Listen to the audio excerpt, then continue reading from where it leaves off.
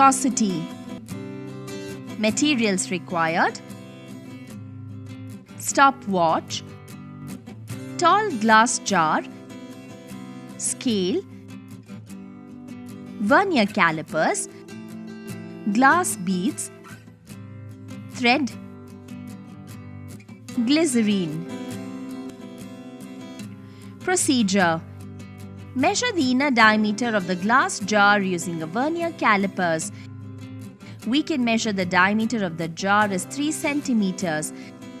So the radius of the jar is equal to 3 by 2, which is equal to 1.5 centimeters, which is equal to 0.015 meters. Now, fill the glass jar with glycerine.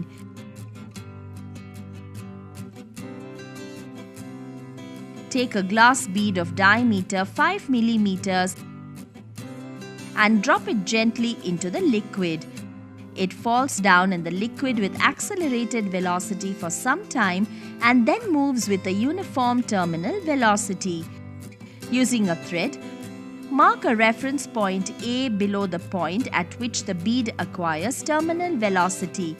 Mark another point B below the point A using another thread so that the distance between A and B is 20 centimeters. Now, take another bead of diameter 5 millimeters and drop it gently into the liquid. A stopwatch is switched on when the bead crosses the point A and switched off when it leaves the point B. Note the time taken by the bead to travel the distance 20 centimeters. Then observed terminal velocity of the bead can be calculated using the equation V1 is equal to AB divided by T. That is, V1 is equal to 20 into 10 raised to minus 2 divided by 14.58, which is equal to 0.013713 meters per second. Record the observed and calculated values in a tabular column. The corrected terminal velocity of the bead can be calculated using the relation V is equal to V1 into 1 plus 2.4a divided by r. Here, the radius of the bead A is equal to 5 by 2, which is equal to 2.5 milliliters or 0.0025 meters, and the inner radius of the jar R is equal to 0.015 meters. Then the corrected terminal velocity can be calculated as V is equal to 0.0191982 meters per second. Record the value in the tabular column. Now, take another bead of diameter 7 millimeters and note the time taken to travel the distance 20 centimeters. Record the values in the tabular column. Repeat the experiment with beads of diameters 8 millimeters and 9 millimeters and record the values.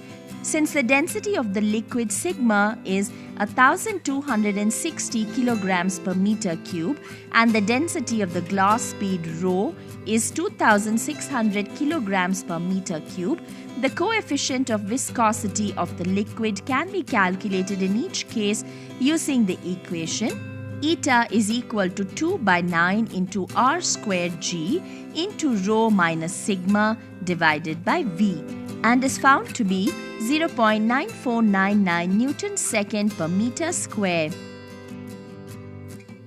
We can now plot a graph with square of radius of beads along x-axis and terminal velocity along y-axis. The graph is a straight line. The coefficient of viscosity of the liquid can be calculated by using the slope of the graph in the relation eta is equal to 2 into rho minus sigma into g divided by 9 into slope, and is found to be 0.9499 Newton second per meter square. By calculation and from the graph, we can determine the coefficient of viscosity of glycerine as 0.9499 Newton second per meter square.